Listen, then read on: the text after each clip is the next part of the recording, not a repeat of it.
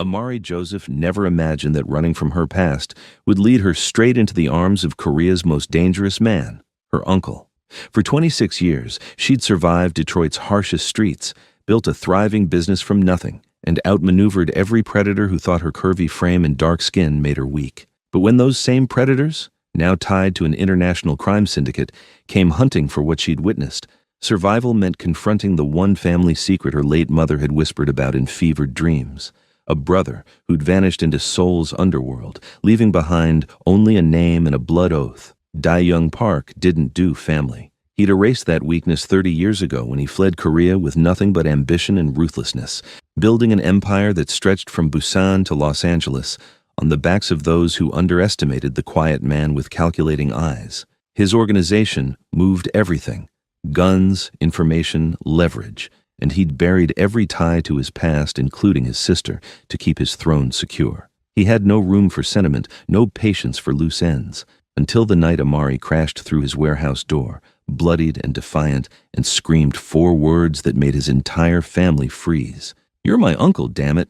What happened next, the decision he made in those crackling seconds of recognition, would destroy everything he'd built and save the one person who made him remember what it meant to protect instead of conquer. Because sometimes the ultimate power move isn't holding on, it's letting go completely. Before the story continues, let me say this: if any of these stories comfort you, entertain you, or make you feel understood, please subscribe. It's free, but it means everything to this channel. Now, let's continue. The rain came down in sheets across Detroit's industrial district, turning the broken asphalt into mirrors that reflected Amari's sprinting figure in fragmented bursts. Her lungs burned, her thick thighs pumping as she cut through an alley stinking of rot and desperation. Behind her, footsteps echoed, 3 sets, maybe 4. The men had been tracking her for 2 weeks now, ever since she'd walked into the wrong storage facility at the wrong time and seen faces she recognized from her darkest years. Faces that belonged to the men who'd hurt her when she was 17. Men she thought she'd escaped. "Amari Joseph, you can't run forever." The voice was Russian-accented, cruel. Yuri. He'd been the worst of them back then. Now he was something bigger, something connected to chains that stretched across oceans. Her hand clutched her phone, rain-soaked and useless. No signal in this dead zone. Her sneakers hit a puddle, splashing cold water up her legs, and she cursed, pivoting toward the only building with lights, a massive warehouse with Korean characters painted on the side. She'd seen this place before, heard whispers about who owned it, dangerous whispers. But dangerous was relative when death was chasing you. Amari slammed against the side door, found it unlocked, luck or trap didn't matter, and plunged inside. The space swallowed her immediately, concrete floors stretching into shadow, crates stacked in precise rows, the smell of oil and something metallic, and voices, low, controlled, speaking rapid Korean. She ducked behind a forklift, pressing her back against cold metal, forcing her breathing to quiet. Through the machinery, she could see them. A dozen men in expensive suits, tattoos peeking from collar lines, guns holstered with casual confidence.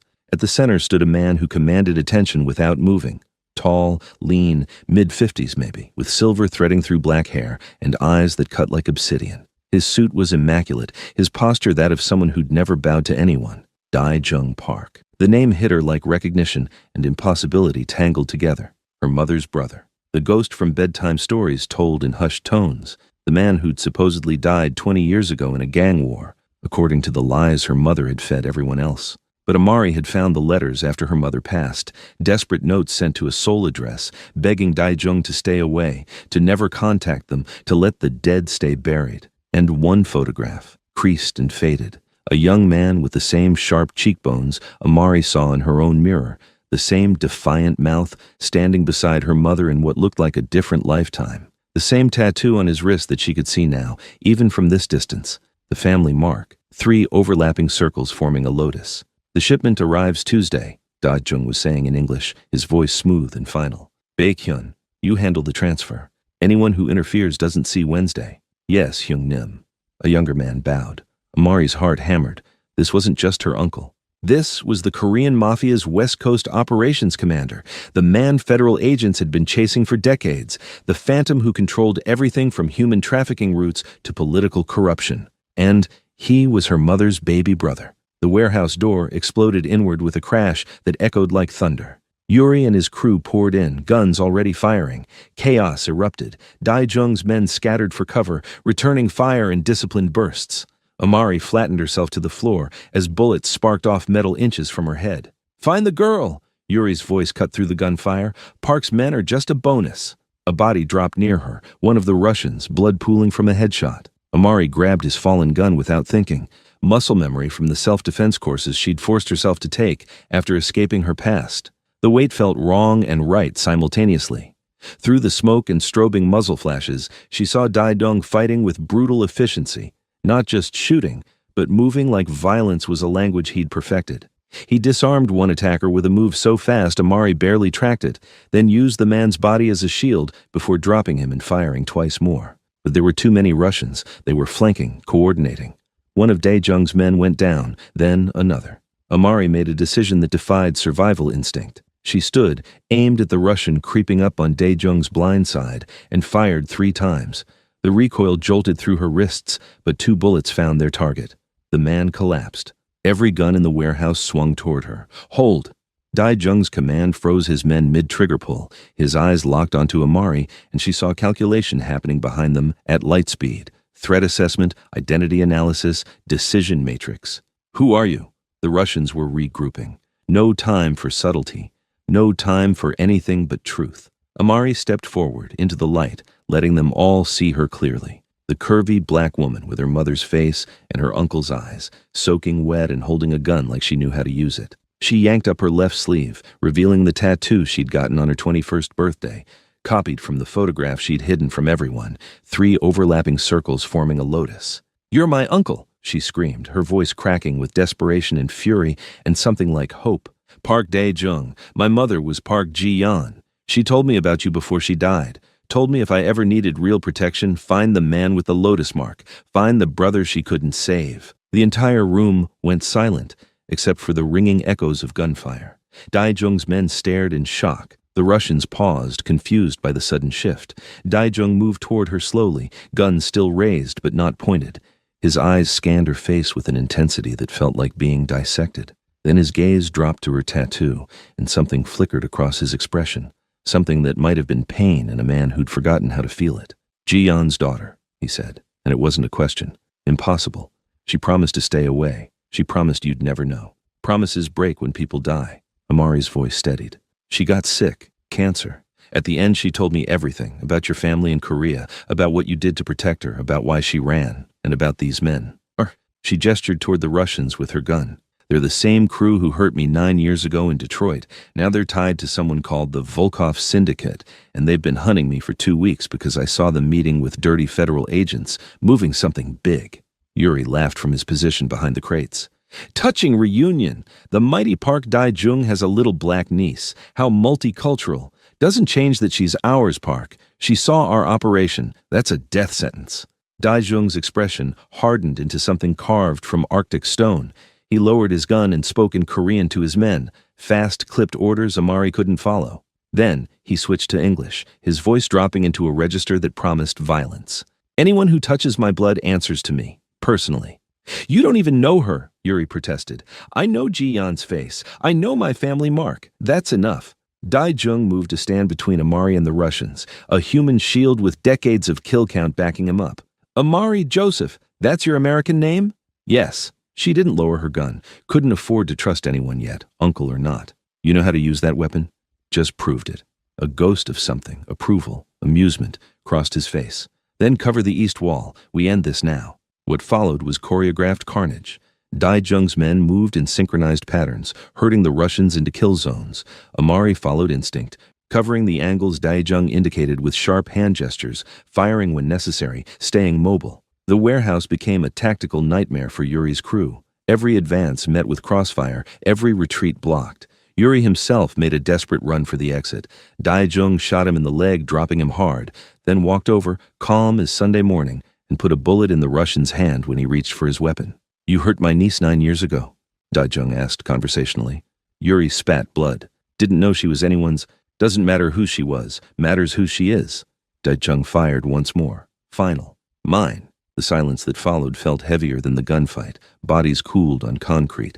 Smoke drifted toward ventilation grates.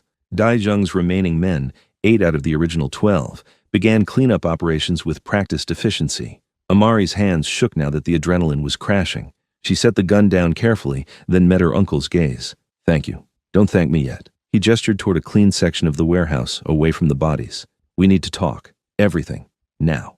They sat on crates facing each other, two strangers connected by blood and violence.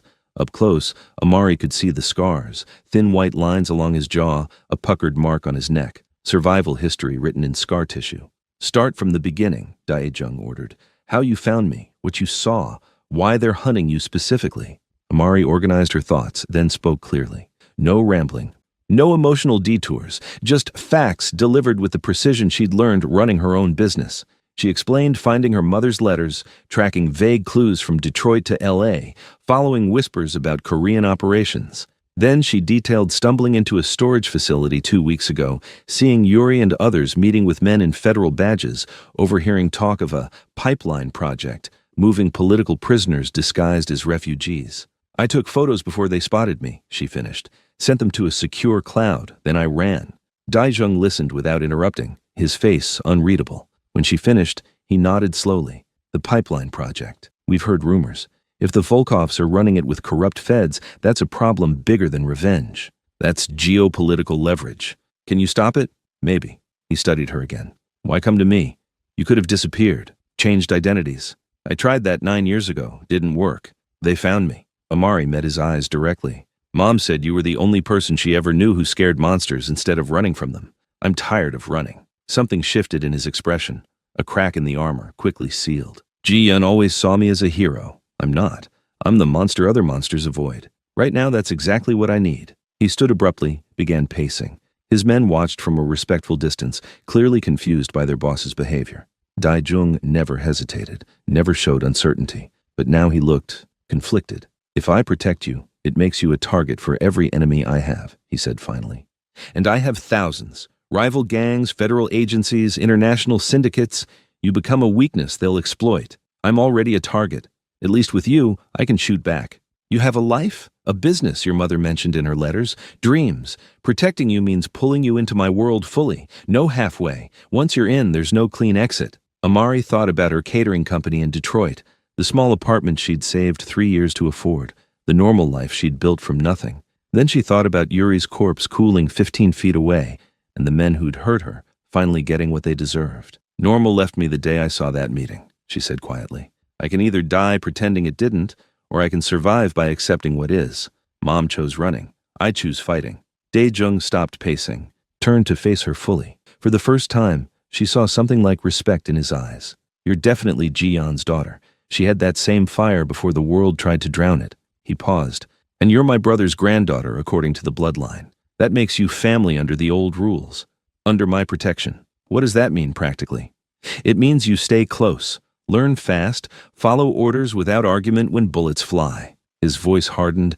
"And it means I will burn down anyone who touches you again. But you pull your weight. No victims in my organization, only survivors who choose to be warriors. I can do that. We'll see." He called out in Korean, and one of his men approached, a younger guy, maybe 30, with nervous energy and sharp eyes. Daijung switched to English. "Baekhyun, this is Amari Joseph, my niece. She's under full family protection as of now. Spread the word through all channels. Anyone who moves against her answers to me in the old way." Baekhyun's eyebrows shot up, but he bowed quickly. "Understood, Hyung Nim. Full protection protocols. Get her to the safe house in Koreatown. Clean room, fresh clothes, food.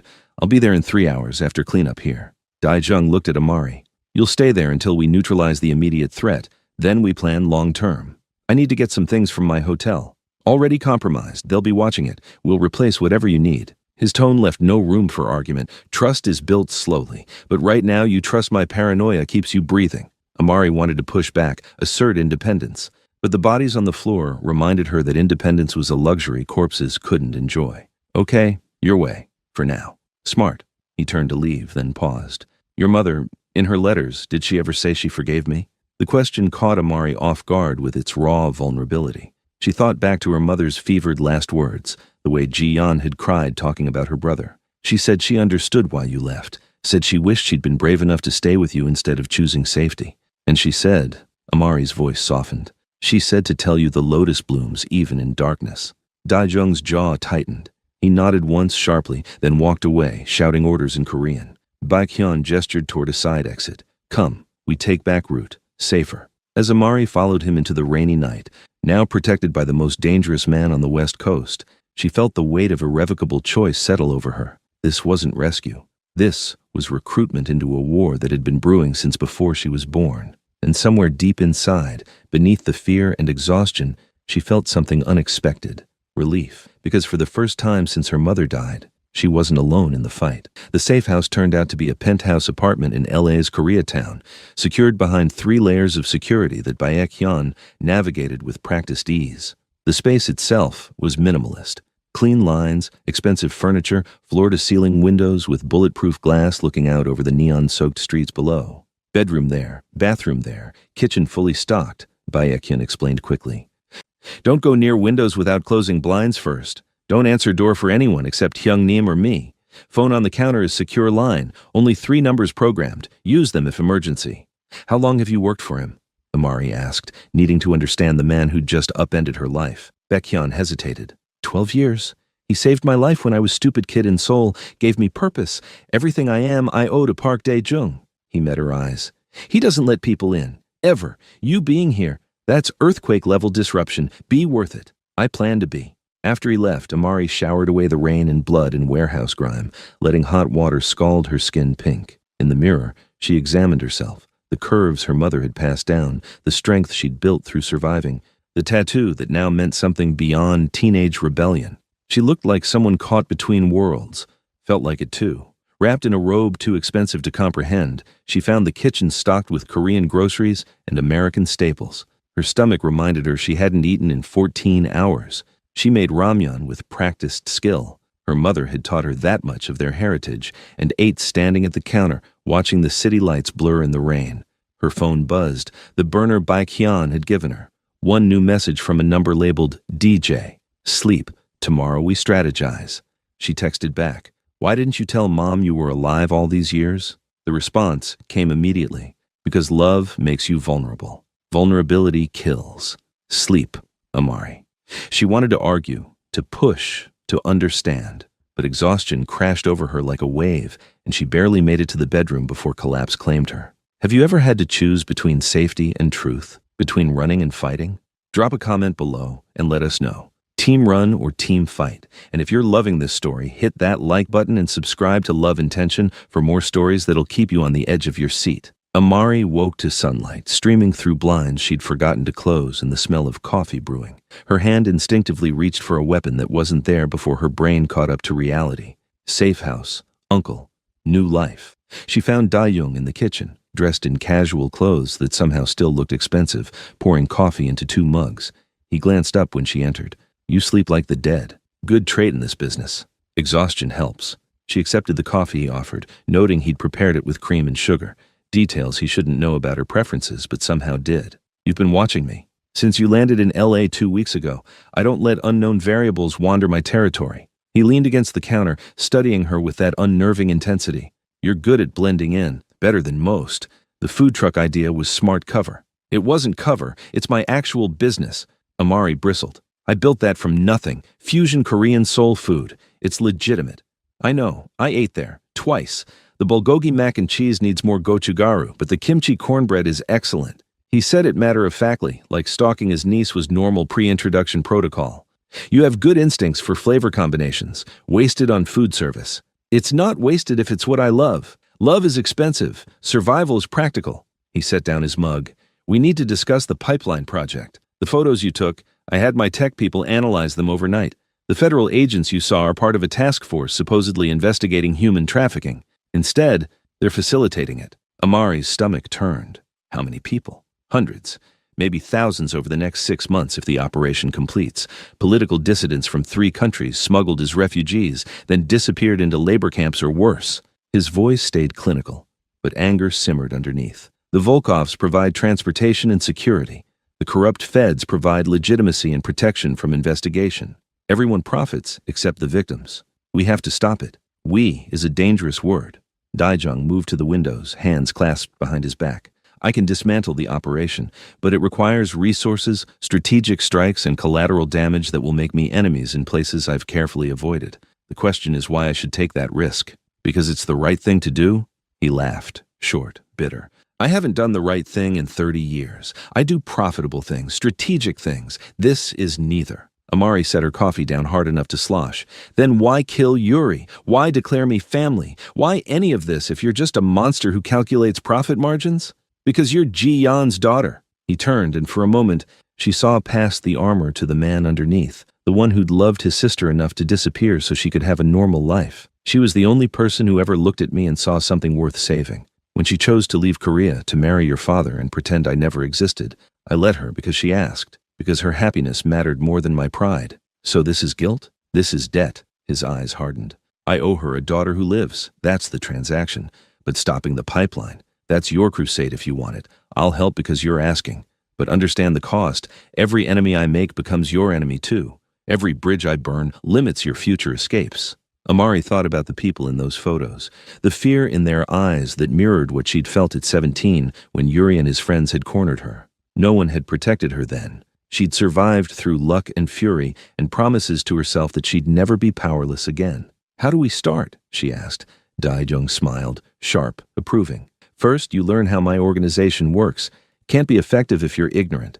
Baekhyun will train you in security protocols, weapons handling, and basic intelligence gathering. You'll sit in on my strategy meetings, observe how we operate. I'm not becoming a gangster. No, you're becoming someone who understands gangsters. There's a difference. He pulled out his phone, sent a quick text.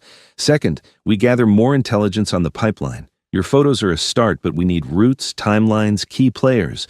I have sources in the federal system, not many, but enough. We'll build a complete picture. And third, we use you as bait. Amari's blood chilled. Excuse me? The Volkovs think you're running scared. We let them keep thinking that while setting a trap. You surface somewhere predictable. Your food truck maybe, or a public location, under heavy surveillance. They make a move, we capture their operatives, extract information, trace back up the chain. He met her shocked expression calmly. I won't let you get hurt, but danger is the fastest route to resolution. You want to use me like bait in a trap. I want to use your existing target status strategically. You're in danger either way. This way, we control the variables. It was logical, coldly, brutally logical. And it made Amari's skin crawl even as she recognized the efficiency. What if something goes wrong? Then I adapt. But I've been doing this for 3 decades, Amari. I don't lose family twice. The certainty in his voice was absolute. Do you trust me? I don't know you well enough to trust you. Smart answer. Then trust this. I'm very good at keeping what's mine alive. Over the next 2 weeks, Amari lived in a world she'd only seen in movies. Baekhyun proved to be a patient teacher, drilling her on everything from recognizing surveillance to proper shooting stance. She learned the hierarchy of Daijung's organization, the lieutenants who controlled different territories, the specialists who handled specific operations, the web of legitimate businesses that laundered money and provided cover. She sat silently in meetings where men discussed violence like quarterly reports, where her uncle commanded respect through sheer presence. She watched him negotiate with rival gangs, defuse conflicts through calculated intimidation, and occasionally order actions that made her stomach turn, knowing that questioning them would undermine his authority and hers by extension. You're getting good at the poker face, Baekhyun commented one afternoon at the shooting range, watching her empty a magazine into the center mass of a target. Hyung Nim's meetings used to make you flinch. Now you just watch. I'm learning to separate what I'd choose from what is. Amari reloaded with smooth efficiency. Doesn't mean I approve. Approval isn't required. Understanding is. He gestured for her to continue firing. You know why Hyung Nim is so effective? He never confuses his feelings with his strategy. He can care about someone and still make the hard call to protect them. Is that what he's doing with me? Protecting me by turning me into this? He's giving you tools so you can protect yourself. There's a difference. Baekhyun's expression softened. In 2 weeks, you've gone from victim to operator. That's not small. Amari thought about the woman who'd arrived rain-soaked and desperate, compared her to the woman who now field-stripped a Glock blindfolded. The transformation felt both natural and alien. Does it ever feel normal? The violence? No. It feels necessary. That's different. That night, Daijung summoned her to his private office, a space she'd only glimpsed before. All dark wood and expensive art that probably hid safes and weapons. He gestured to a chair across from his desk. We have a timeline on the pipeline. Next shipment moves in 72 hours through Long Beach Port. 200 people crammed in a container, listed as machine parts. Amari felt sick. How do we stop it? Carefully. The Volkovs have port authority on payroll, plus federal protection. Direct intervention triggers investigations we can't afford. He pulled up schematics on his computer. But if the container gets accidentally flagged by customs due to an anonymous tip with specific documentation, and if that tip comes from a credible source, they can't ignore. You have a credible source? I have a journalist who owes me a life debt. She's been investigating human trafficking for years. Give her evidence she can verify. She'll run with it. He looked at Amari. But we need you to get that evidence, the container number, the exact routing, the names of the officials involved. How? By letting them think they've won. Tomorrow you surface at your food truck. We've leaked your location through channels the Volkovs monitor. They'll send people to grab you. We let them get close, very close, then extract you while capturing their operative. From there, we persuade him to talk. Persuade. The word tasted like copper. I won't lie to you about what that means, but I'll keep you away from it if you prefer. His gaze was steady. You can be part of the solution without drowning in the methods.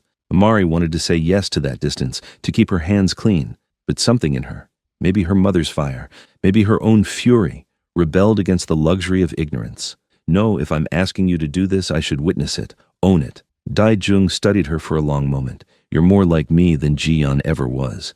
She had the spine but not the stomach. You have both. Is that a compliment? It's an observation and a warning. People with both tend to become the thing they're fighting or burn themselves out trying not to. He stood, walked to the window. Your mother chose to burn out. Married a good man, built a quiet life, died peacefully. I chose to become. Neither path is wrong, but you can't walk both. What if I want to find a third path?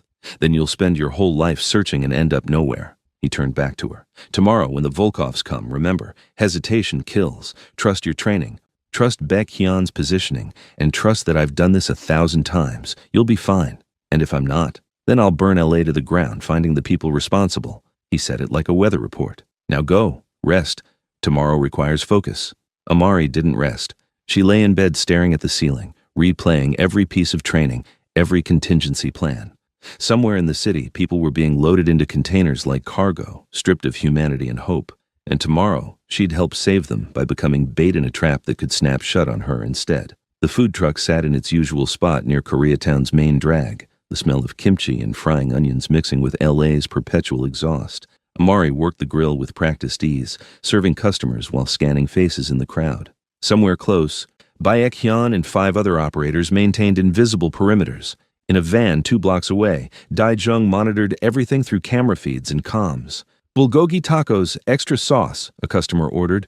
Amari smiled, served, took payment, all while her heart hammered against her ribs. The wire taped to her skin itched. The knife strapped to her thigh felt too obvious, even though no one could see it. You're doing great, Dai Jung's voice murmured through the earpiece hidden beneath her hair. 2 possibles just entered from the east. Baek Hyun has them. She didn't react, just kept cooking. Minutes ticked by. More customers, more scanning. Then, a black SUV pulled up illegally close, tinted windows hiding the occupants. The back door opened and a man stepped out. Not Yuri, he was dead, but someone with the same energy, same predatory assessment. He approached the truck's window. Amari Joseph. Long time. She recognized him. Dmitri, one of Yuri's crew from 9 years ago. Older now, scarred, but the same cruel smile. I don't serve rapists. Move along. Still got that mouth. Yuri always said you needed it fucked out of you. He leaned closer. You got him killed. The Volkov family wants compensation. You can come quiet, or we make a scene that ends with dead bystanders. Confirmed hostile. Dae Jung's voice was ice. Baek Hyun, close the net. Amari, keep him talking. Compensation for what? Self-defense? She kept her hands visible, non-threatening. Yuri came at me. Got what he earned. He was family. You're just I'm Park Dae Jung's niece. You know that name? She watched recognition and fear flicker across Dimitri's face. Yeah, so whatever you're planning, factor that in. Bullshit. Park doesn't do family. Guess he makes exceptions for blood. She smiled coldly. Want to test it? Dimitri's hand moved toward his jacket. In her ear, Dae Jung said, Now. Baek Hyun appeared from nowhere, gun pressed to Dimitri's spine. Don't. 2 other operators materialized, flanking the SUV. The driver's door opened, and someone tried to bail, got tackled immediately. Customers scattered, screaming.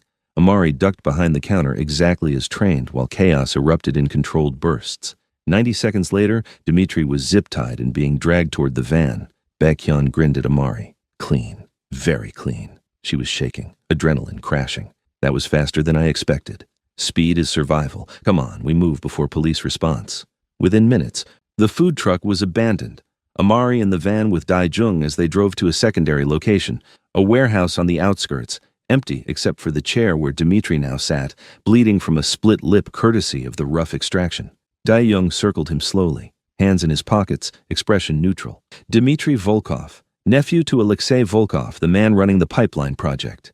You're going to tell me everything about the next shipment. Fuck you, Park. I don't talk. Everyone talks. It's just a question of motivation. Daijung nodded to Baekhyun, who produced a pair of pliers. Amari's stomach lurched. This was the part she'd insisted on witnessing, owning. She forced herself to watch as Daijung asked questions in a calm voice, and Baekhyun applied pressure to Dimitri's fingers when answers didn't come. It took 11 minutes for Dmitri to break. The container number spilled out between gasps, TCLU 478-29901. The ship, Harmony Dawn, arriving Long Beach in 48 hours. The port official on payroll, Assistant Director Roland Chen. The federal agent coordinating, Special Agent Victoria Hayes. Names, numbers, routes, everything they needed. Daijung gestured, and Baekhyun stepped back. See? Cooperation's easier. He looked at Amari. You got what you needed. She'd been recording on her phone, hands steady despite the nausea. Yes, good. Daijung turned back to Dmitri. Your family will get you back in pieces if they're lucky. If they're smart, they'll cut losses and move on. He nodded to his men. Dispose of him. Somewhere the Volkovs will find him eventually. Send a message. As they dragged Dmitri away, still screaming threats, Amari followed Daijung to the van. Inside, private, she finally asked, Did you have to be that brutal? Yes. Fear is currency in this world. You want the pipeline stopped? This is how. He started the engine. I know it's ugly, but ugly works. Does it ever bother you? Every day. I just don't let it stop me. He glanced at her. You did well today. Kept your head, got the intel, didn't fall apart during interrogation. Your mother would be, I don't know if proud is the right word, but impressed. She'd hate this, all of it. She'd hate that it was necessary, but she'd understand why you chose it. He drove in silence for a moment. The journalist gets this information tonight. By tomorrow morning, federal task forces that aren't corrupt will be investigating. The shipment gets intercepted. 200 people go home instead of into slavery. And the Volkovs will blame their own people for the leak, start internal purges, weaken themselves. A cold smile. I don't have to destroy them. I just have to make them destroy each other. 3 days later, the news broke. Major human trafficking ring busted at Long Beach Port. Federal agents among those arrested. International manhunt for Alexei Volkov. The journalist's expose went viral, detailing the pipeline project with devastating clarity. Amari watched the coverage from the safe house, feeling satisfaction and disgust warring in her chest. They'd won. People were safe. And she'd become someone she barely recognized to make it happen. Daijung appeared in the doorway. You should leave L.A. The Volkovs know you're connected to this somehow. Even with their organization in chaos, someone will come for revenge eventually. Where would I go? Anywhere. New identity, new life. I have resources, money, contacts, documents. You could disappear completely. Start over.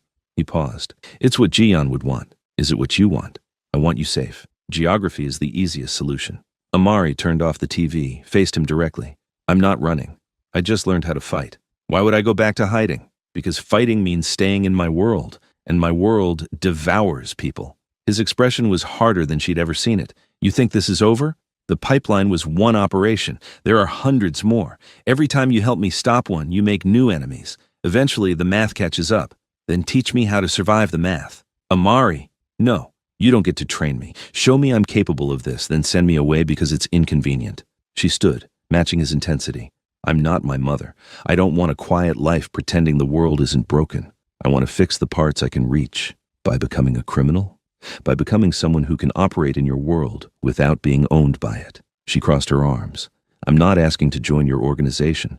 I'm asking to stay connected, to help when things like the pipeline come up, to use your resources when I need them, to be family in the way that actually means something. Daijung stared at her for a long moment. Then, unexpectedly, he laughed, low and genuine. You really are my niece, stubborn and idealistic in the most dangerous combination. He shook his head. Fine, but on conditions. You maintain your legitimate business as primary identity. You take contracts from me only when you choose. And you understand that someday, I might have to make a choice between your safety and my empire. What choice would you make? I don't know. That's what scares me. He moved to leave, then paused.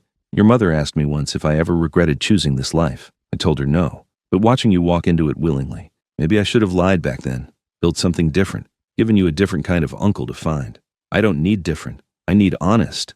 And you're the most honest person I've met. You don't pretend the violence is anything but what it is. Honesty is overrated. It just makes the guilt sharper. Over the following weeks, Amari settled into her hybrid existence. She reopened her food truck in a new location, rebuilt her customer base, lived outwardly normal days. But nights, she trained with Baekhyun, learned from Daejung's network, developed skills in intelligence analysis and strategic thinking. She met the extended family, the lieutenants and operators who formed Daejung's inner circle. Some resented her instant status, others respected her competence. She navigated the politics with the same adaptability that had gotten her through Detroit streets, earning her place through action rather than blood alone. "You're good at this," Baekhyun observed one night after she'd successfully mediated a dispute between two territorial bosses. "Natural diplomat. Hyung Nim sees it too. I just understand what people need to hear. That's the skill. Most people only hear what they want to say." He grinned. "You ever think about taking a bigger role? Official position in the organization?" "No. I like my independence." She watched Daejung across the room, deep in conversation with a politician whose campaign they'd funded. "He's building something that'll outlast him. I'm just helping where I can." But she was building too, a network of women from rough backgrounds, employing them in her food business, teaching them the self-defense and financial literacy that had saved her. A legitimate operation funded by legitimate means, but informed by everything she'd learned in the shadows. Daejung noticed. "You're creating a pipeline of your own, legal, but still tactical. Someone has to help the people who fall through the cracks, just like your mother." She ran a community center in Detroit before she got sick, helped immigrant families navigate the system. He said it quietly, remembering. She tried to save everyone. It exhausted her. "I'm not trying to save everyone, just the ones I can reach. That's still a lot of people. Be careful it doesn't drown you." Months passed. The Volkov organization fractured under internal investigations and external pressure. Other groups moved to fill the power vacuum, but Daejung's strategic positioning kept him dominant. Amari's role remained peripheral, but valuable. She provided outsider perspective on operations, identified ethical lines worth maintaining, occasionally ran intelligence when her civilian status provided cover. Then, the news came. Alexei Volkov, arrested in Montenegro, was cooperating with international prosecutors. His testimony implicated dozens of officials, criminals, and businessmen across 3 continents, including veiled references to a Korean crime lord operating on the West Coast. "They're coming for you," Amari said, reading the unsealed documents Daejung's lawyers had obtained. "Federal RICO charges. They're building a case. Let them build. I've buried my connections too deep." But his expression was tighter than usual. "Although Alexei knows more than he should, someone in my organization talked. Who? That's the question." He summoned his inner circle, studied each face with cold calculation. Over days, he investigated, cross-referenced movements and communications. The mole revealed himself through subtle mistakes, timing inconsistencies, knowledge he shouldn't have possessed. It was Taiwan, one of the oldest lieutenants, a man Daejung had trusted for 15 years. The confrontation happened in the same warehouse where they'd interrogated Dmitri. But this time, the chair held someone who'd broken bread with them, fought beside them, earned brotherhood status. "Why?" Daejung asked simply. Taiwan met his eyes without shame. "Because this life has an expiration date. I wanted to retire before mine hit. The feds offered immunity, protection, money. I took it. You could have asked me for those things. And been forever in your debt? No. This way, I'm free. You were always free. I don't own people, Taiwan. I offer partnership. Partnership with the devil is still a chain." Taiwan looked at Amari. "Ask her. She feels it too, the weight of being connected to you, every choice compromised by loyalty." Amari wanted to deny it, but couldn't completely. There was truth in his words, however bitter. Daejung nodded slowly. "Then I release you from the chain, but not from consequences." He gestured to Baekhyun. "He doesn't die, but he doesn't stay in my territory either. Exile, permanent, with nothing but what he's wearing." "The feds," Taiwan started. "We'll discover their witness suddenly uncooperative when we expose that he's been skimming operation funds for years. I have records. They'll drop him fast." Daejung's smile was arctic. "Mercy and punishment, Taiwan. You get both because of our history. Don't mistake it for weakness." As they escorted Taiwan out, Amari approached her uncle. He was right about the weight. "I know. Does it ever get lighter?" "No, you just get stronger at carrying it." He looked at her seriously. If you want out, say so now. No judgment. I'll set you up somewhere safe, somewhere clean. Do you want me out? I want you happy. I don't know if that's possible in my orbit. Amari thought about her life over the past months, the fear and the power, the violence and the purpose, the constant moral calculations that left her exhausted and energized simultaneously. I don't know if I can be happy anywhere anymore, but I can be useful here. That counts for something. It counts for a lot. He placed a hand on her shoulder, rare physical affection that felt monumental coming from him. Your mother would have hated me for bringing you into this, but she'd have loved seeing you strong. She'd have wanted both of us free. Freedom is relative. We're all prisoners of our choices. I just try to make mine count. The federal investigation intensified. Agents started circling Daijung's legitimate businesses, looking for cracks in his legal facade. Some of his partners got nervous, distanced themselves. Revenue streams tightened. The empire, while not crumbling, showed stress fractures. Pivot time, Daijung announced at a strategy meeting. We go smaller, tighter.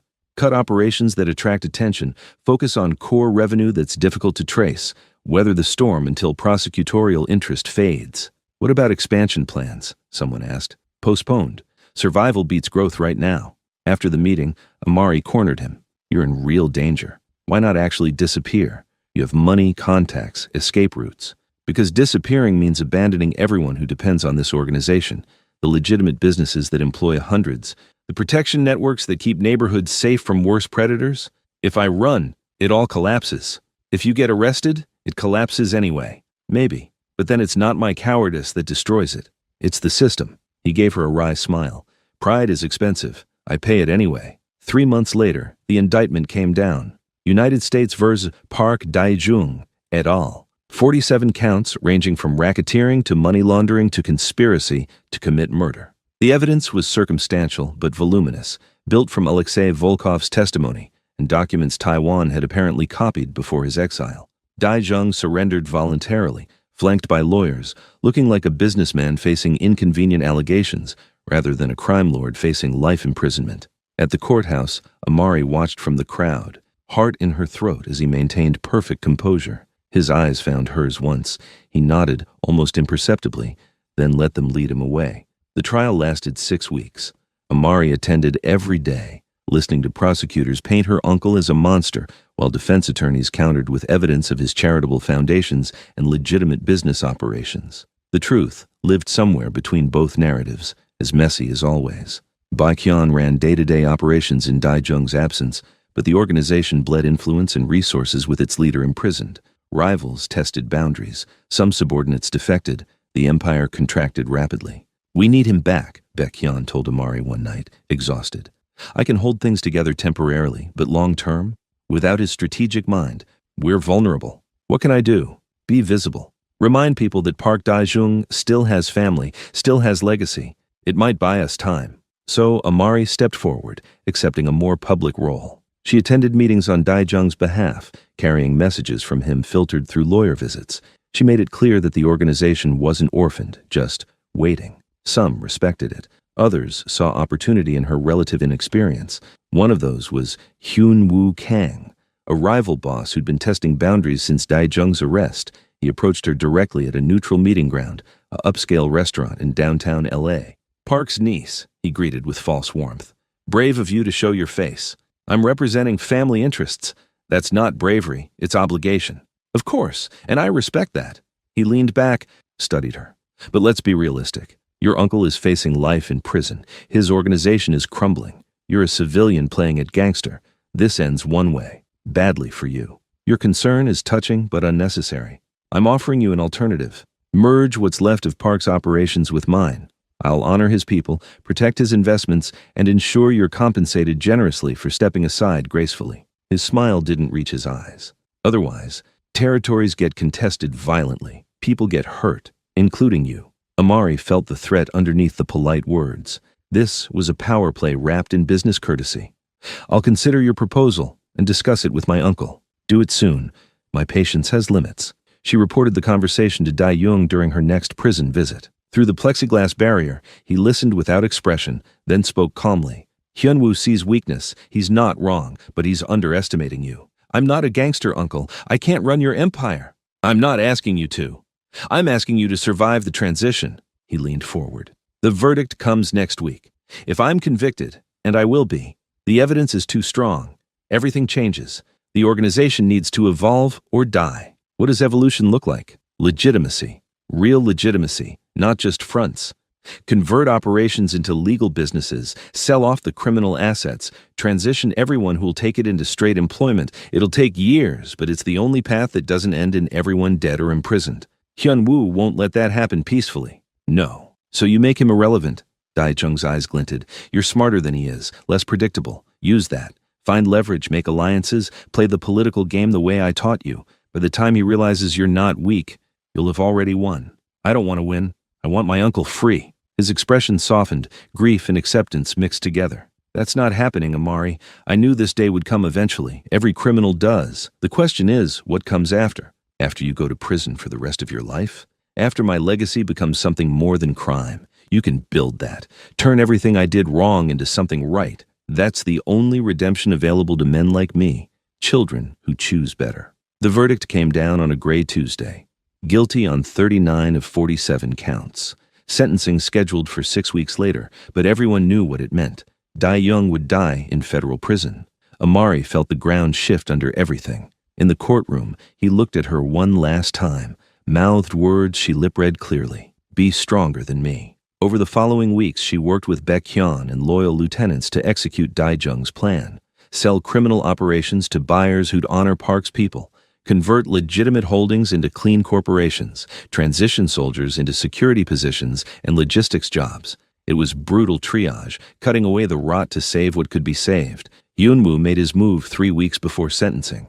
An attempt on Baek-hyun's life, clumsy but aggressive. The message was clear: submit or be eliminated. Amari responded with cold precision. She'd learned well from her uncle. Violence was sometimes necessary, but strategy always came first. She reached out to Hyun-woo's rivals, offered them information on his operations in exchange for applying pressure. She leaked details of his tax evasion to federal investigators already hungry for big cases. She made him fight on multiple fronts simultaneously. Within days, Hyun-woo was too busy defending himself to attack. Within weeks, his organization was bleeding assets and personnel as rats abandoned the sinking ship. He called for a meeting, direct, one-on-one. They met in the same restaurant where he'd threatened her, roles reversed. Hyun-woo looked haggard, desperate. You've made your point. I haven't even started. What do you want? I want you to understand that Park Dae-jung's legacy isn't about territory or criminal enterprise. It's about consequences. You threaten what's his, you pay. Doesn't matter if he's in prison or dead. The principle stands. So what? I back off. You back off. You back off permanently. You acknowledge Park's interests as untouchable. And you spread the word. Anyone who moves against our transition to legitimacy deals with everyone Hyun-woo couldn't handle. He bristled. That makes me look weak. You are weak. I'm just making it official. She stood to leave. Take the deal, or I finish what I started. He took the deal. At sentencing, Dae-jung received 40 years, effectively life for a man in his mid-50s. He stood without emotion as the judge read the verdict, accepted it with the same composure he brought to everything. In his final statement, he surprised everyone. I don't ask for mercy or claim innocence. I made choices that hurt people, built wealth on suffering, justified evil with pragmatism. I earned this cage. He looked directly at Amari in the gallery. But if one life I touched chooses better, builds better, loves better than I did, then maybe something worthwhile survives this wreckage. That's the only redemption I'll ever deserve. The guards led him away. Amari didn't cry. Couldn't afford to, not with enemies watching for weakness. Outside the courthouse, reporters swarmed. She gave them nothing, pushing through to where Baek-hyun waited with the car. As they drove away, he asked quietly, "What now?" Now we build what he couldn't. Clean, legal, something my mom would have been proud of. And if people come for us anyway, then we remind them that being legal doesn't mean being weak. She looked out at LA's sprawling chaos. Uncle taught me how to fight. Mom taught me what to fight for. Between them, I'll figure it out. 6 months after Dae-jung's imprisonment, Amari had transformed into someone she barely recognized. Her food business had expanded into 3 locations, employing 40 women from tough backgrounds.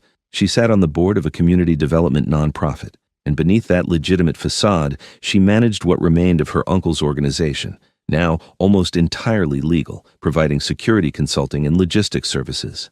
Baek-hyun had become her operational partner, translating street knowledge into business strategy. Together, they'd successfully navigated the treacherous waters of going straight without losing the respect of the criminal world they were leaving behind. "You're getting good at this double life," Baekhyun observed during a late-night review of their quarterly numbers. "Legitimate businesswoman by day, strategic mastermind by night." "I'm exhausted by both," Amari admitted.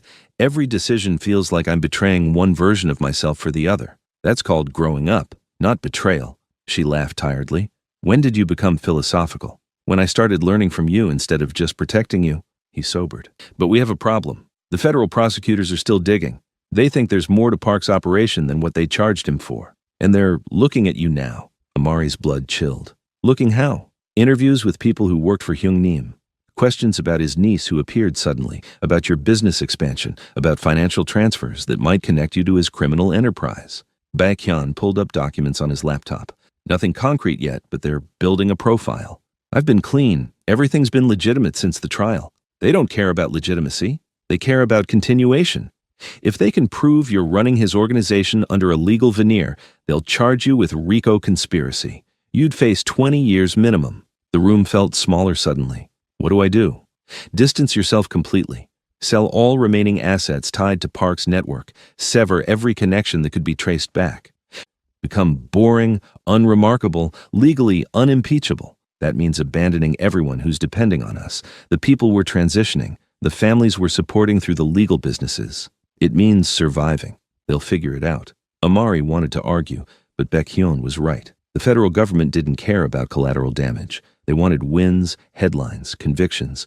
She was low-hanging fruit. She visited Dae-jung in prison the next week, explained the situation through the monitored phone line in careful euphemisms. He listened, face impassive behind the plexiglass, then spoke calmly. "Do what you have to do to stay free. Nothing else matters. But the people will survive without you. You've already given them more than they had before. Don't sacrifice your life for a debt you don't owe." It feels like running. Running intelligently beats staying stubbornly. Trust me on this. His eyes held hers. "Your mother didn't raise you to be a martyr. Neither did I."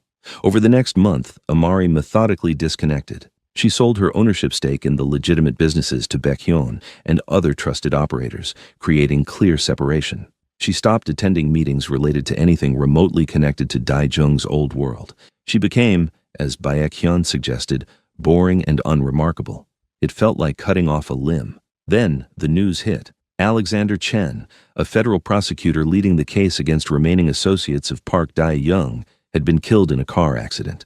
Initial reports called it tragic but accidental. Brake failure on a mountain road. But Amari knew better. The details were too convenient, too clean. Someone had murdered a federal prosecutor, and the first place investigators would look was Dae-jung's organization, which meant her. She was arrested 2 days later. Not charged, just brought in for questioning.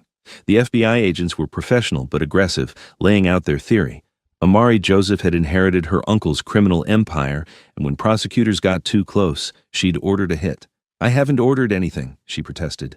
"I've been completely legitimate for months. Check my records, my accounts, my communications. There's nothing connecting me to criminal activity. Except your uncle, except your sudden wealth, except your proximity to every operation Park ran." The lead agent, a woman named Torres, leaned forward. "Here's what I think happened. You're smarter than Park, cleaner. You learned from his mistakes, so you built a legitimacy firewall while quietly maintaining control.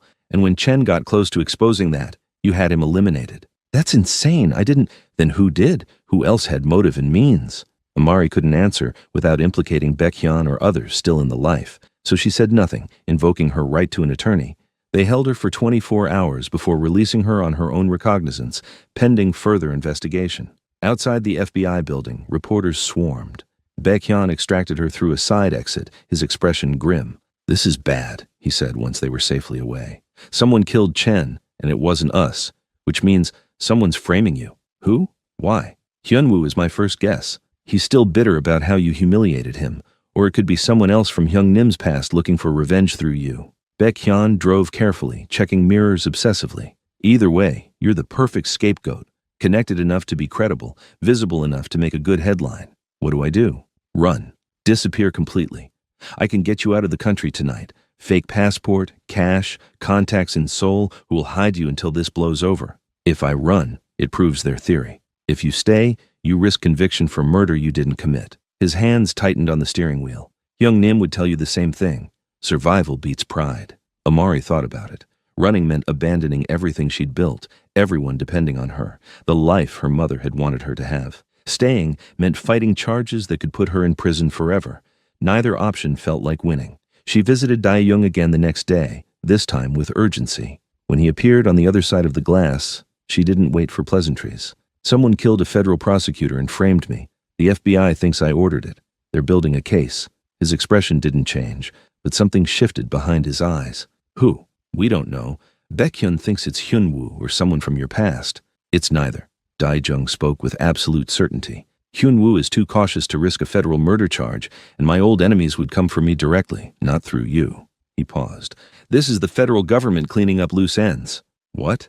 Chen was investigating dirty agents, the ones connected to the pipeline project. He got too close to powerful people, so they eliminated him and blamed it on the nearest convenient criminal. You. Dae-jung's voice was flat, matter of fact. It's elegant, really. Solves two problems at once.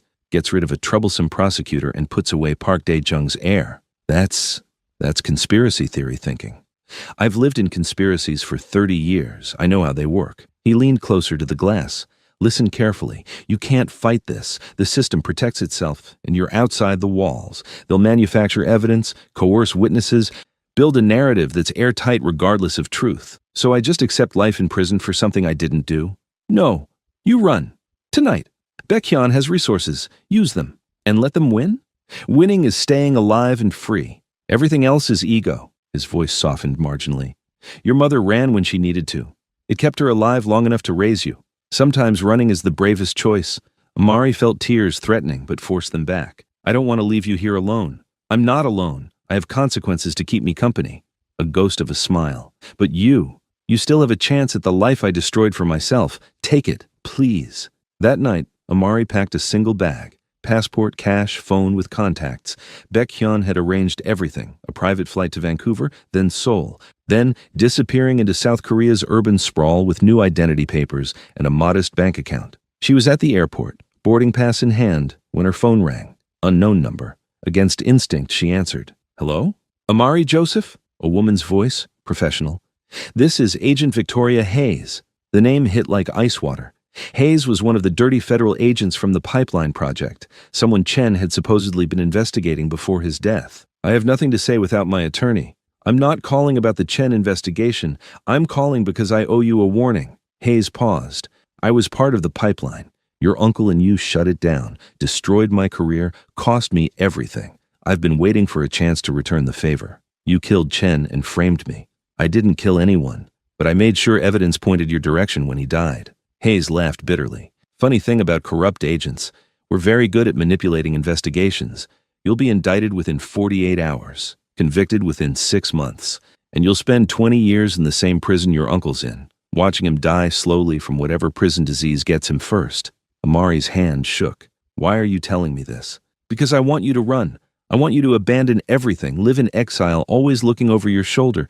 That's better revenge than prison, making you choose between freedom and everything you love. Hayes' voice turned cold. Your uncle took my life. Now I'm taking yours. Fair trade. The line went dead. Amari stood frozen in the terminal, passengers flowing around her like water around stone. She could board the flight, disappear, survive. Or she could stay, fight, and likely lose everything anyway. She called Baekhyun. Hayes just confessed to framing me. Did you record it? No, Stupid. She should have thought of that. Then it's useless, her word against yours, and she's federal. You need to get on that plane. What if we could get her to confess again, on record? How? I don't know yet, but I'm not running without trying. Amari left the terminal, bag still packed but departure delayed.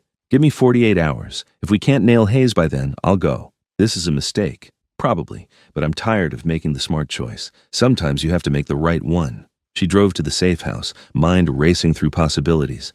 Hayes wanted revenge through exile. That meant she'd be watching, waiting to see if Amari ran. What if she didn't? What if she offered Hayes something better than revenge?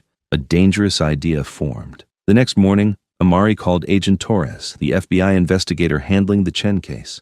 I want to cooperate, fully, in exchange for immunity. Torres sounded skeptical. Cooperate how? I have information about corruption in the federal system, about agents who were part of the pipeline project, about who really killed Alexander Chen. Amari kept her voice steady.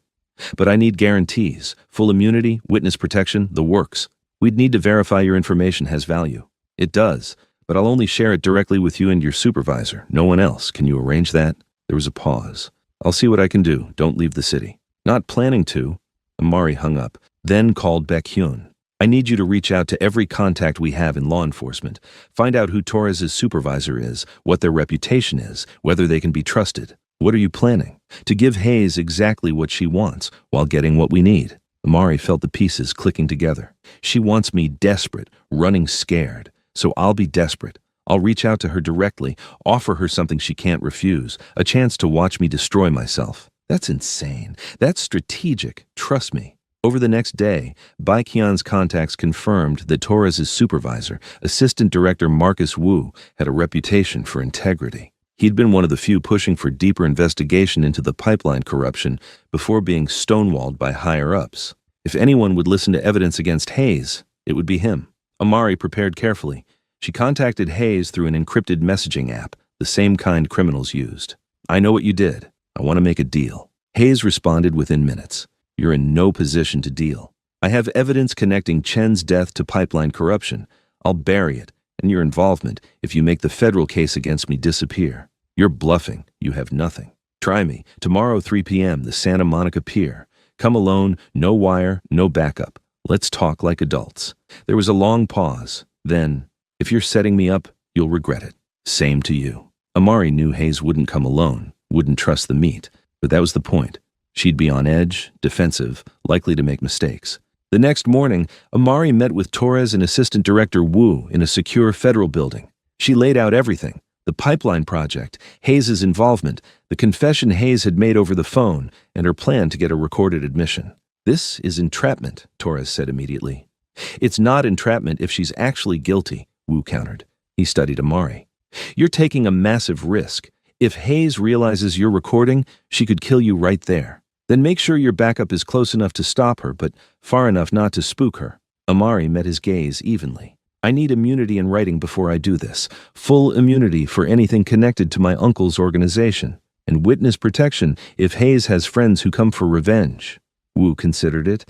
If you get her confession, real, actionable evidence, we can make that deal. But understand, Ms. Joseph, you're playing with professionals who've killed to protect their secrets. One mistake, and you're dead. I've been making life or death decisions since I was 17. This is just another one. They wired her with a microphone so small and sophisticated, it was virtually undetectable. Wu's team positioned themselves around the pier in civilian clothes. Tourists, vendors, fishermen, all armed, all watching. Amari arrived at 2:55 p.m., 5 minutes early, positioning herself near the end of the pier where foot traffic was lighter. The ocean stretched endlessly blue, indifferent to human drama playing out above it. Hayes appeared at exactly 3 p.m., walking with the confidence of someone who'd never faced real consequences. She was mid-40s, fit, professional-looking. Nothing in her appearance suggested corruption or murder. Amari Joseph, brave or stupid? Hayes stopped 10 feet away, hands visible but posture ready. Practical. I don't want to go to prison for your crimes. My crimes? Hayes laughed. Chen's death was an accident. Everyone knows that. Brake lines don't cut themselves. Amari kept her voice calm, conversational. You had him killed because he was investigating your involvement in the pipeline. I understand that. Survival instinct. But framing me? That's just petty. You destroyed my career. I'd say it's proportional. The pipeline destroyed your career. You chose to be part of it. Amari took a step closer. Here's what I'm offering. I have documentation Chen compiled before he died. Names, dates, transactions. He was thorough. If that gets to the right people, you're not just losing your career, you're facing life in prison. Hayes' expression hardened. You're bluffing. If you had that, you'd have used it already. I'm giving you a chance to fix this quietly. Make the case against me disappear. In exchange, Chen's evidence disappears too. We both walk away clean. And why would I trust you? Because I don't care about justice. I care about survival. You want revenge? Fine. You got it. I'm exiled from the life I built, constantly looking over my shoulder. But if you push this to trial, I'll burn everything down on my way to prison, including you. Hayes studied her for a long moment. Then, quietly, you're more like your uncle than you think. That same cold calculation. Is that a yes? It's a maybe. Let me see this evidence Chen supposedly compiled. Not here. Too exposed. My car. 2 blocks north. Amari turned to walk away, betting everything on Hayes' curiosity overriding her caution. She heard footsteps following. They reached Amari's car, an unremarkable sedan parked in a public lot. She unlocked it, slid into the driver's seat. Hayes entered the passenger side, immediately checking the back seats for threats. "Evidence?" Hayes demanded. Amari pulled out a folder, handed it over. Inside were photocopies of legitimate documents from Chen's investigation. Nothing that actually implicated Hayes, but official-looking enough to be believable. Hayes flipped through them, expression unreadable. "This is incomplete. Where's the rest?" "Secure location." "You think I'm stupid enough to bring everything to a meet with someone who's already framed me for murder?" Amari watched her carefully. "First, we agree on terms. You make the investigation disappear. No charges, no trial, nothing. Then, I give you the complete evidence and we never speak again. How do I know you won't just use it as leverage later? How do I know you won't kill me the second you have everything?" Amari countered. "This is a trust transaction. We both take a leap or we both go down together." Hayes was silent for a moment, weighing options. Then she laughed, sharp and humorless. "You've got guts, I'll give you that. Fine, I'll make the investigation disappear. But know this, if you ever surface with Chen's evidence, if you ever threaten me again, I won't frame you. I'll just kill you. Directly. Personally. Understood? Same to you. Where's the rest of the evidence?" "Storage unit across town. We can go now. Make the exchange." Hayes nodded slowly. "Let's go." As they drove, Amari made small talk, letting Hayes relax incrementally. "Did you always plan to be corrupt, or did the pipeline seduce you gradually? Is that judgment?" "It's curiosity. I'm trying to understand how people justify things." Hayes stared out the window. "You want honesty? I didn't plan it. I just realized the system was broken. Good people losing to bad people because good people played by rules that didn't apply to everyone. So I stopped playing by them. And killing Chen, how did you justify that? He wouldn't let it go. Kept digging, kept pushing, wouldn't accept that some things need to stay buried." Hayes' voice hardened. "I gave him chances to walk away. He chose martyrdom. That's on him. So you did kill him, directly?" "I arranged it, used contacts, made it look accidental. Exactly like you would have if you were smart enough." Hayes turned to look at Amari. "You're recording this, aren't you?" The moment froze. Amari's hands tightened on the steering wheel. "What?" "The meet was too convenient, the questions too leading, and you're too calm for someone supposedly desperate." Hayes reached for her weapon. "FBI probably has this entire car bugged." Amari accelerated hard, cutting across traffic while simultaneously hitting the panic button on her key fob, the signal to Wu's team. "I'm trying to survive. You're the one who confessed to murder." "Stupid girl." Hayes had her gun out now, pointed at Amari's ribs. "Pull over, now, or I shoot you and take my chances with the recording. If you shoot me, the car crashes, you die too. Better than life in prison."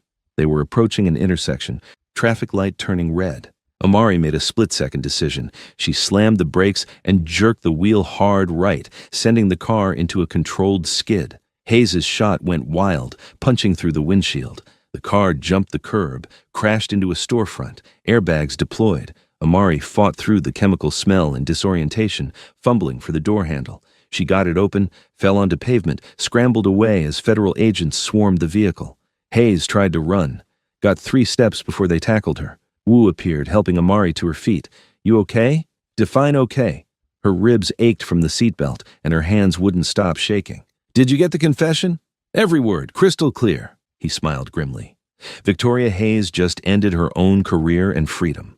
They arrested Hayes on the spot. Conspiracy to commit murder, obstruction of justice, corruption charges that would stack into decades. As they loaded her into a federal vehicle, Hayes locked eyes with Amari one last time. No words, just acknowledgement. You won. Amari didn't feel victorious. She felt exhausted. The investigation that followed was swift and brutal. Hayes' confession led to 3 other corrupt agents, 2 politicians, and a network of pipeline facilitators. The case against Amari evaporated completely. Wu's official report cleared her of any involvement in Chen's death, but the damage was done. Her name had been in headlines, connected to murder and organized crime. Her businesses suffered, people distanced themselves. Even going fully legitimate, she couldn't escape her uncle's shadow. She visited Daijung 2 weeks after Hayes' arrest, expecting relief or pride. Instead, he looked worried. "You survived," he said without preamble, "but you made yourself visible to the wrong people. The ones Hayes was protecting, the politicians, the international players, they'll remember you. Let them. I'm done hiding." "Amari." "No." She cut him off, surprising herself. "I spent months trying to be invisible, trying to blend in, trying to escape what we are. It doesn't work, so I'm choosing differently. I'm visible, I'm legitimate, and I'm going to use everything you taught me to build something that actually helps people. Noble, also dangerous. Everything worth doing is dangerous, she smiled slightly. You taught me that too. He studied her face, seeing something that made him look simultaneously proud and devastated. You're becoming what I should have been. If I hadn't chosen empire over ethics, you chose survival.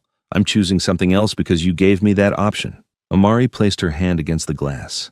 That matters. They sat in silence for a moment, two people connected by blood and choices, separated by plexiglass and consequences. Finally, Dai-jung spoke quietly. The federal prosecutors are making noise about additional charges. Not for me, I'm already buried. For my organization, they want to show they're tough on crime, so they're going after everyone even remotely connected. Including Baekhyun? Including you. If they can manufacture connection, they'll investigate your businesses, your finances, looking for any thread to pull. His expression was grave. I can stop it, but it requires a sacrifice. What kind of sacrifice? There's a man named Thomas Vega. DEA, very high up, very powerful. He's been trying to flip me for evidence against international syndicates for years. I've always refused because it would mean admitting crimes I've never been charged with, extending my sentence indefinitely. Dai-jung's voice was measured. But if I cooperate now, give him everything on the pipeline's international connections, the Korean networks I ran, the political corruption I witnessed, he'll make sure the federal heat on you and my people goes away completely. That means life in prison for you. Solitary confinement, probably. They'll bury you in maximum security where you can't retract testimony. Yes. Why would you do that? Because you're the only family I have left, the only piece of Jian that survived. His eyes held hers through the barrier. And because maybe, if you build something good with the freedom I buy you, my life will have counted for something more than just accumulating power. Amari felt her throat tighten. Uncle, I've already decided. The meeting with Vega is tomorrow. I just wanted you to know it was my choice, not compulsion. He smiled faintly. Tell Baekhyun to take care of you.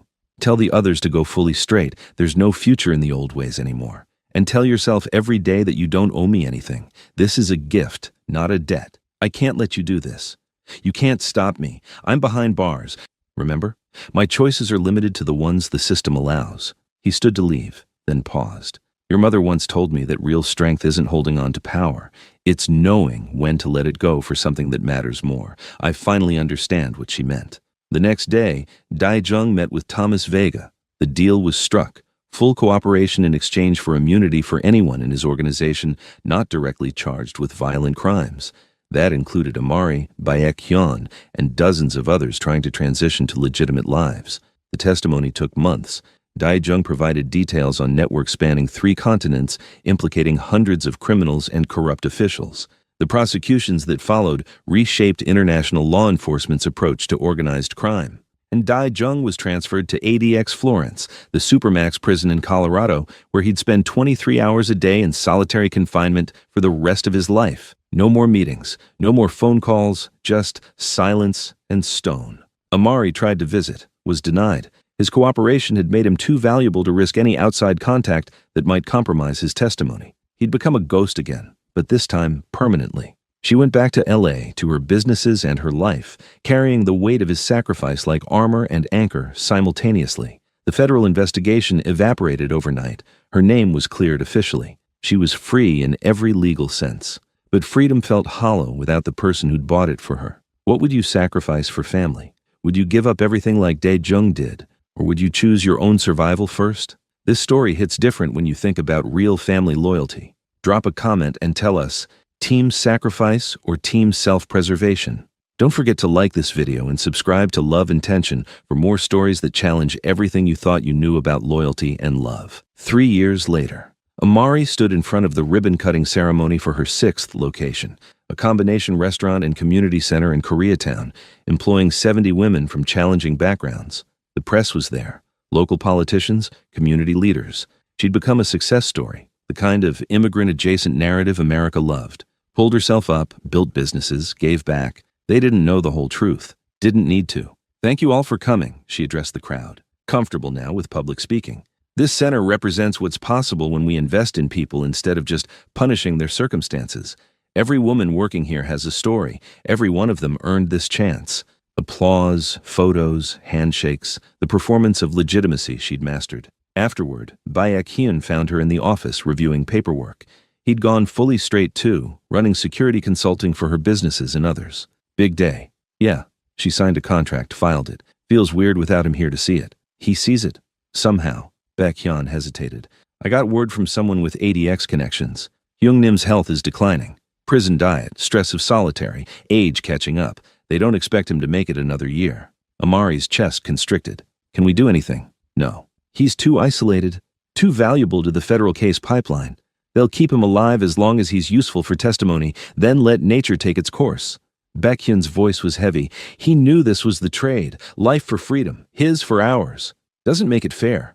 Nothing about this life is fair. We just try to make it count. That night, alone in her apartment, much nicer now, but still modest, Amari pulled out the photo she kept hidden, her mother and Dae-jung, young and unscarred, smiling like they believed the world held good things, before choices and consequences split them into different trajectories.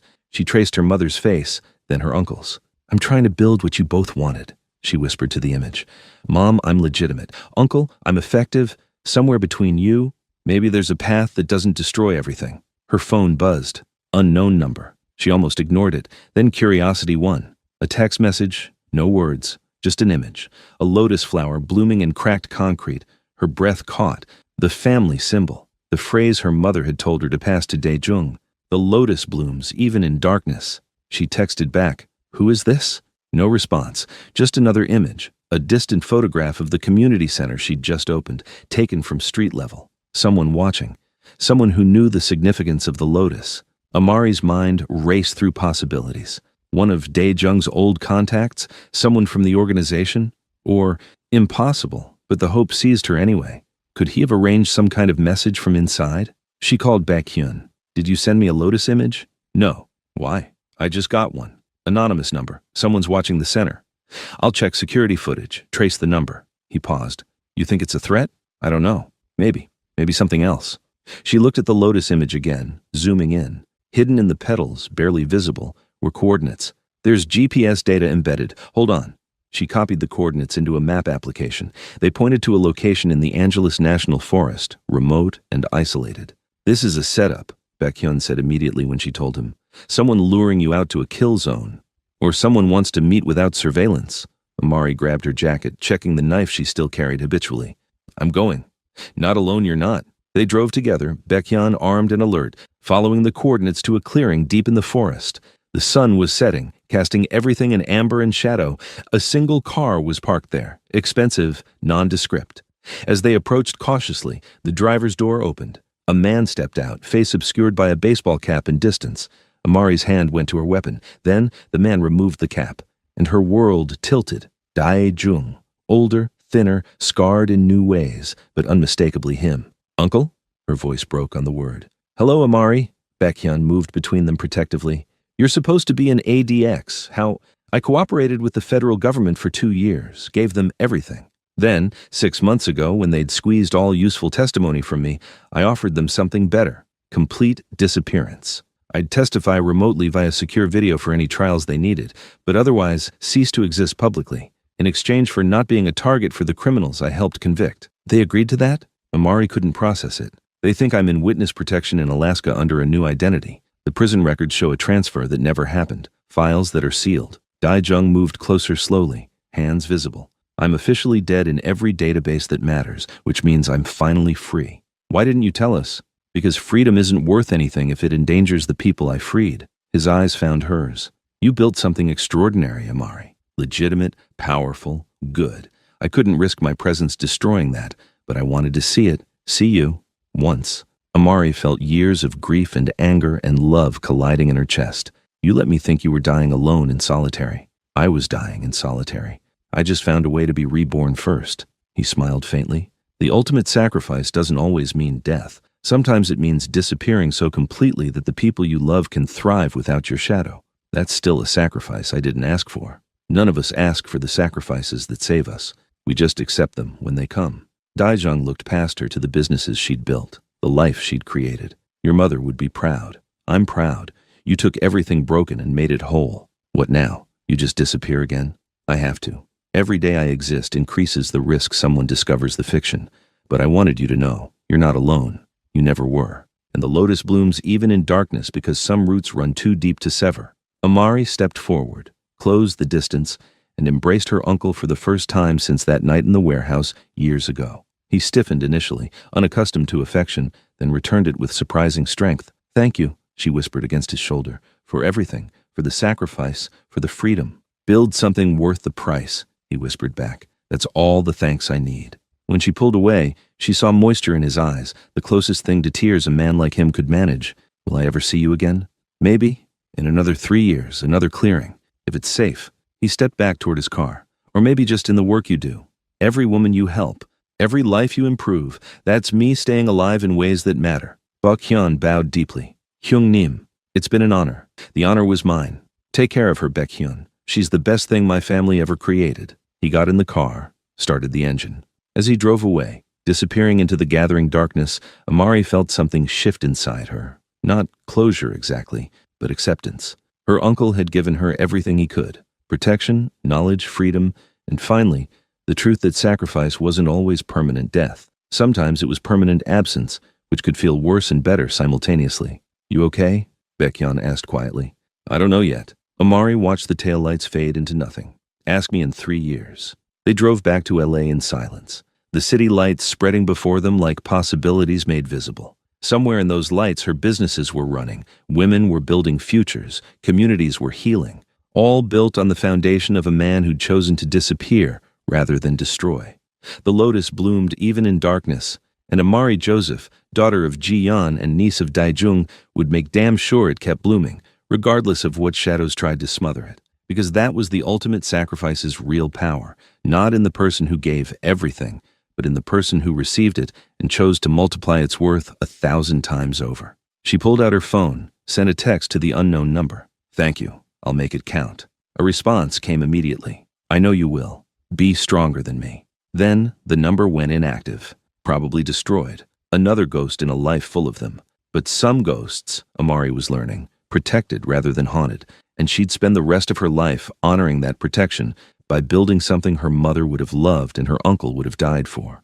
A world where sacrifice wasn't necessary because justice was accessible, where strength meant helping rather than dominating, where family bonds created shelter instead of chains. She looked at Bak Hyun. "You know what we're doing next? Besides the 7 legitimate businesses and community programs?" "No, please tell me." "We're starting a scholarship fund for kids from families affected by organized crime. Give them choices we never had." Baek Hyun smiled. "Hyung Nim would love that. Your mom too. That's the point. Building bridges between their hopes and our reality." Amari felt something close to peace settling over her. The ultimate sacrifice shouldn't be necessary, but until it isn't, we honor the people who make it by ensuring the next generation doesn't have to. They drove into the city, into the life Amari had built from ashes and blood and impossible choices. Behind them, the forest held secrets. Ahead, the future held possibilities. And somewhere between past and future, sacrifice and success, she'd found her purpose. Not victim, not criminal, not savior. Just a woman with her mother's heart and her uncle's spine, building a world where maybe someday the lotus could bloom in sunlight instead of darkness. This story challenged everything we think we know about family, sacrifice, and redemption. Did Daijung make the right choice disappearing instead of staying to help Amari build her empire? Could you forgive a family member who sacrificed everything for you, but did it in the shadows? Share your thoughts in the comments. We want to know if this story moved you the way it moved us. And if you're still here, you're definitely part of the Love Intention family. Hit that subscribe button and join us for more stories that'll keep you thinking long after they end. The end.